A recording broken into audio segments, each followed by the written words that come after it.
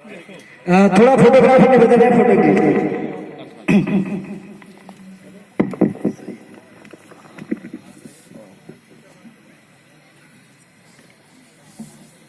महामानव भगवान बुद्ध, बोधिसत्व बाबा साहब डॉक्टर अंबेडकर, समस्त बहुजन प्रेरणा स्रोतों को नमन करते हुए मंच पर विराजमान पूज्य भिक्षु संघ आयोजक मंडल भाई डॉक्टर MP सिंह जी, समस्त धर्मबंधु, महिलाओं, बच्चों, मीडिया कर्मी, बहुत ही ओजस्वी भाषण दिया महास्थिर भक्त करुणाकर जी ने। निश्चित रूप से उनकी एक एक बात बहुत ज्यादा महत्वपूर्ण और बहुत अपीलिंग है। आज का विषय जो मैत्री बढ़ाने का, एकता बढ़ाने का और इस संबंध में धम्म देशना का है, निश्चित रूप से मानव कल्याण के लिए, देश के कल्याण के लिए, समाज के कल्याण के लिए बहुत ही प्रासंगिक है। आदमी लगभग 70,000 साल पहले सोचने समझने लगा था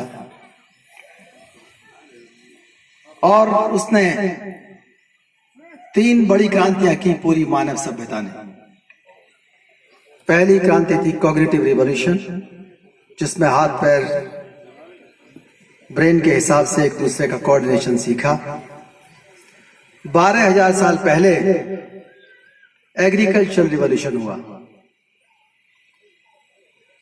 जिसके बारे में विस्तार से बताने की कोई आवश्यकता नहीं है। कृषि की क्रांति हुई। 500 साल पहले इंडस्ट्रियल रिवॉल्यूशन हुआ,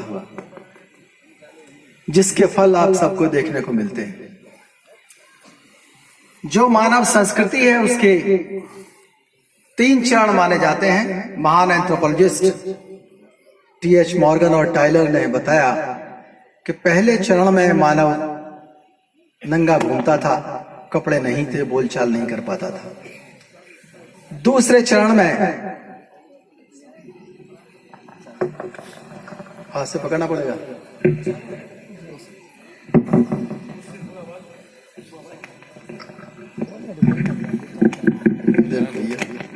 हाथ से पकड़ना तो मुश्किल काम है ना, हम भी उसमें इसी आ रही सही।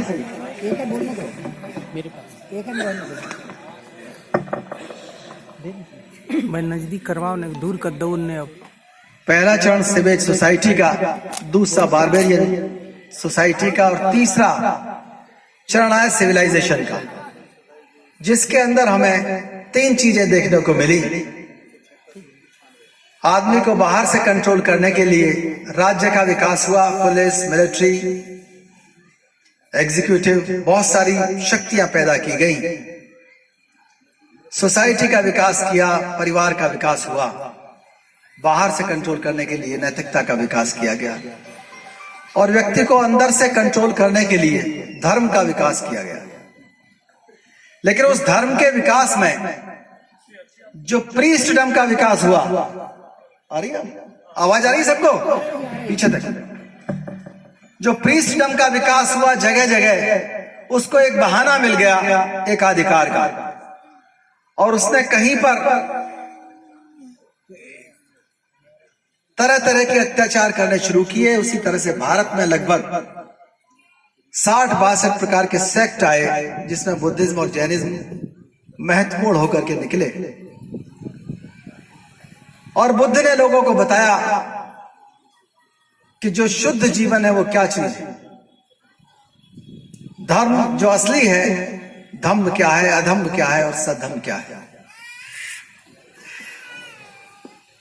जिन चीजों को, जिन रिचुअल्स को लोग धम्म समझते हैं वो धम्म नहीं है। जिन अंधविश्वासों को धम्म समझते हैं वो धम्म नहीं है। कर्म कांड धम्म नहीं होते, गलत विश्वास धम्म नहीं होते। इसकी ठीक तरह से व्याख्या करते हैं युval नोआ हरारी अपनी किताब सैपियंस में, और बताते हैं कि मानव के अंदर जो किसी और जानवर के अंदर, पशु के अंदर की क्षमता नहीं है, कि आदमी झूठ इंफॉर्मेशन उसको बता सकता है, दूसरों को फैला सकता है, उसको अफवाह फैला सकता है। और अगर रोज कहने लगे आदमी के देखो हमने नदी के पास एक शेर देखा है, तो उसके पास एक झुंड इकट्ठा होकर के चल देगा। वो कहानियां बनाता है कि तुम्हें अगले जन्म में तुम्हारे हाथ में जो केला है, इस केले को मुझे दे दो और अगले जन्म में तुम्हें 100 केले मिलेंगे। तो आदमी तुरंत विश्वास कर लेगा और तुरंत दे देगा, लो केला ले लो। लेकिन आप ये बात किसी बंदर को नहीं समझा सकते, वो नहीं देने वाला केला, उसे झूठ पसंद नहीं आएगा। तो ये झूठ बोलने का जो और कहानी सुनाने का जो क्षमता है, ये क्षमता प्राइमेट्स में और खासतौर से सेपियंस में जो हमारी धारा है, वो उसके अंदर ये विकसित हुई।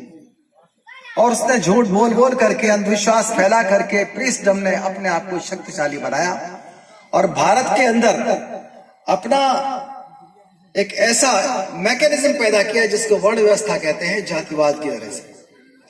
और ये जाति इतनी सशक्त चीज है, इस पे हजारों साल तक भाषण देते रहिए। इस जाति ने बुद्धिज्म को लंगड़ा किया, जैनिज्म को लंगड़ा किया, इस्लाम आया उसके अंदर भी पहुंच गया, क्रिश्चियनिटी आई उसमें भी पहचान बनने लगी कि ये फला समाज से आया हुआ क्रिश्चियन है। पुर्तगाली आए, उसे खत्म किया। जो मॉडर्न वर्ल्ड के आंदोलन चले, चाहे वो महिलावाद और फेमिनिज्म हो, उसको बेकार किया। हर महिला सोचने लगी कि हम तो फला धर्म की जाति की हैं, भले ही उनको अधिकार मिलने वाला हो हिंदू कोड बिल से, लेकिन उन्होंने विरोध करना शुरू कर दिया। तो वो फेमिनिज्म जो आंदोलन था वो भी खत्म हुआ। साम्यवाद को खत्म किया, लेबर मूवमेंट को खत्म किया, फ्रीडम स्ट्रगल में लोगों को बांट दिया। इतनी पावरफुल चीज है। वजह यह है कि जो जाति से जुड़े एकाधिकार है, विशेषाधिकार है, वो इतने असंख्य हैं कि उनको कुछ भी समझ में नहीं आता। बुद्ध की बात जब आप पढ़ने लगेंगे, कहीं एक प्रश्न चिन्ह नहीं लगा सकते। बाबा साहब की बात पढ़ेंगे, कहीं एक प्रश्न चिन्ह नहीं लगा सकते। लेकिन वो चीजें क्यों समझ में नहीं आती? क्योंकि आदमी को लालच ये रहता है, जैसे सबसे ज्यादा उत्पीड़न महिलाओं का होता है। वो महिला किसी भी वर्ण, किसी भी जाति की हो और कितनी भी पढ़ी लिखी महिला हो, लेकिन वो भी समता मूलक समाज नहीं बनाना चाहती। उसे मालूम है कि समता मूलक समाज के बाद में उसके जो विशेषाधिकार हैं, वो विशेषाधिकार चले जाएंगे। समता मूलक समाज ना होने की वजह से, लिंग भेद होने की वजह से हस्बैंड कभी कभी जूते मारता है, लात मारता है, उत्पीड़न कर देता है। लेकिन हमें बिना पढ़े लिखे, बिना मेहनत किए, बिना अच्छाई के, बिना त्याग के, बिना तपस्या के, बिना मेहनत के एक चीज मिल जाती है, जाति। और हमें जो हमसे नीचे माने जाते हैं तथाकथित, वो हमारे पैर पकड़ेंगे, हमारे सामने चुप रहेंगे, मुफ्त की लेबर मिलेगी।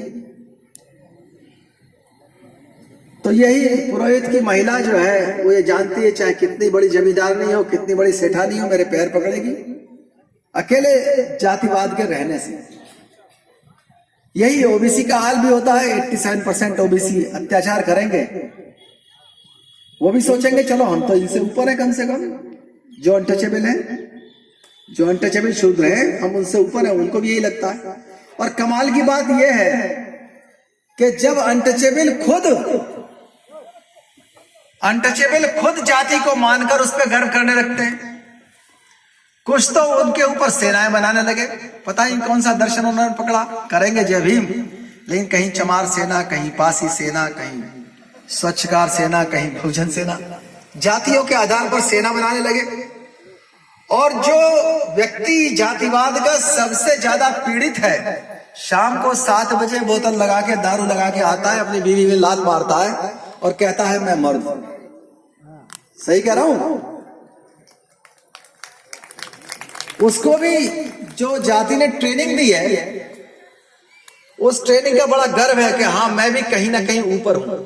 तो वो समता मूलक समाज के बारे में क्यों आएगा?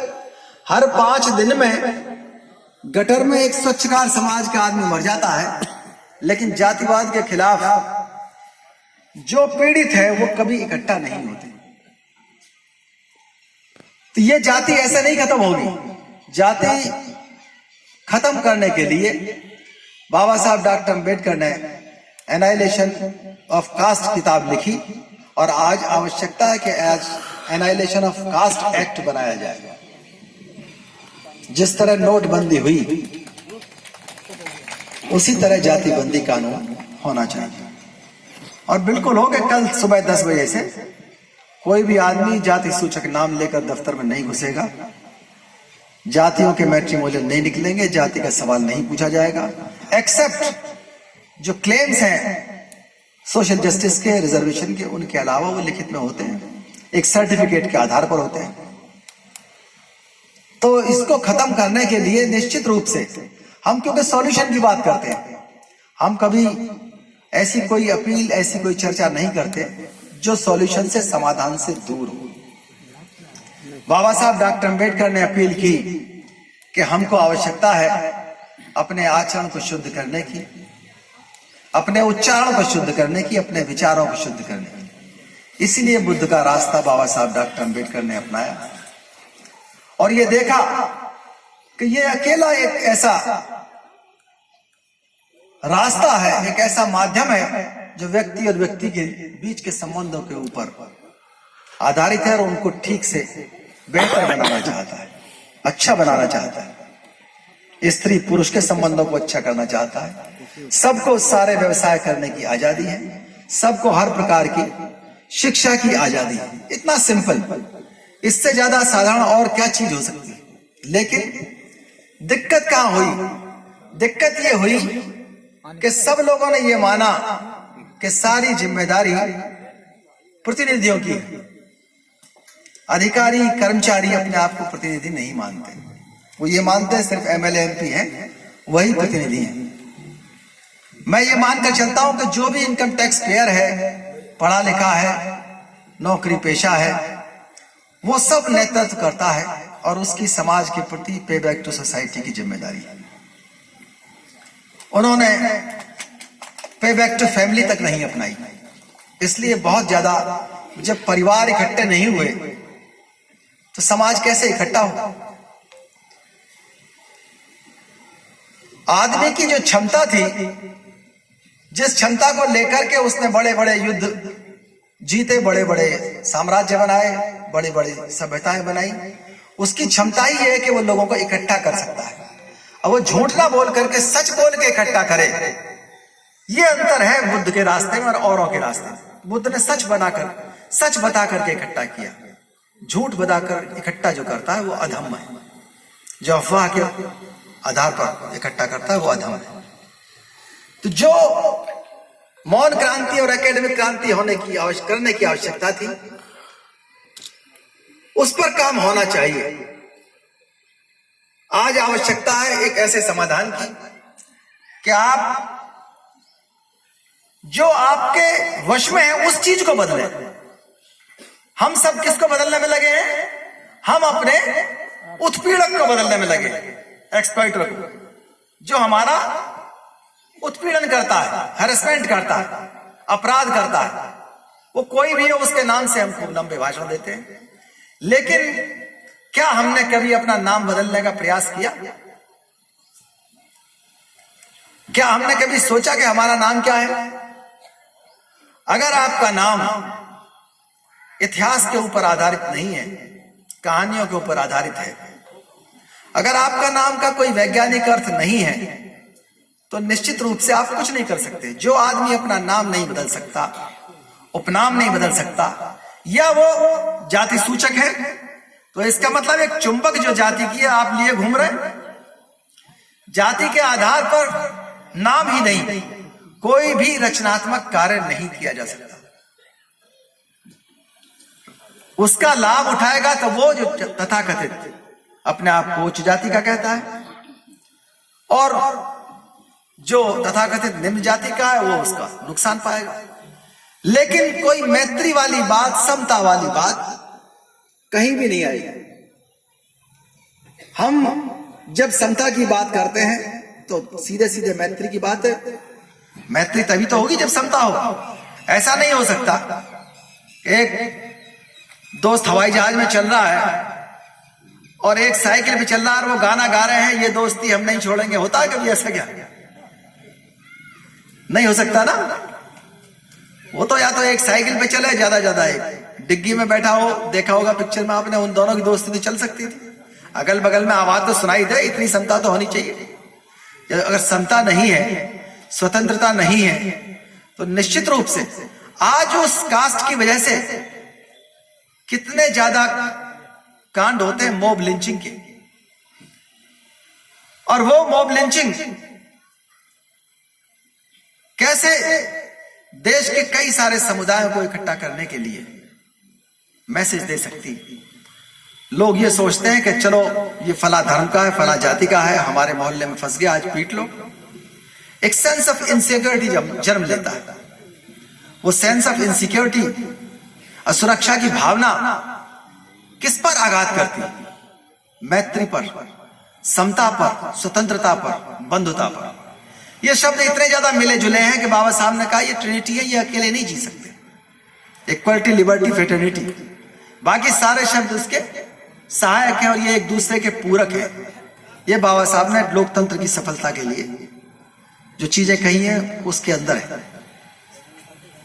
तो अगला समाधान हमारा आवश्यक है कि इस जाति को खत्म करने के लिए हम आइकॉन्स बदलें।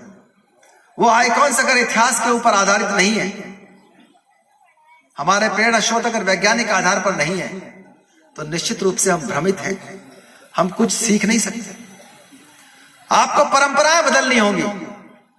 जो परंपराएं आपको कर्जदार बनाती हैं और आपके उत्पीड़क को मजबूत बनाती हैं, जो पर्व आपको कमजोर बनाते हैं, आपको उधार के चक्कर में डाल देते हैं, निश्चित रूप से उनसे कोई आपको लाभ नहीं होने वाला। वो आपको कमजोर करेंगे और मजबूत की ताकत बढ़ाएंगे। वो फिर आपको अगले साल फिर मारेगा। आपको अपना उच्चारण बदलना पड़ेगा, आचरण बदलना पड़ेगा, आपको अपनी संस्कृति बदलनी पड़ेगी। बाबा साहब डॉक्टर अम्बेडकर ने हर चीज दे रखी है, हम लोग तो उसको सारांश में बताते हैं। पूरी दुनिया के अंदर आज राइट विंग एक्सट्रीमिज्म का जमाना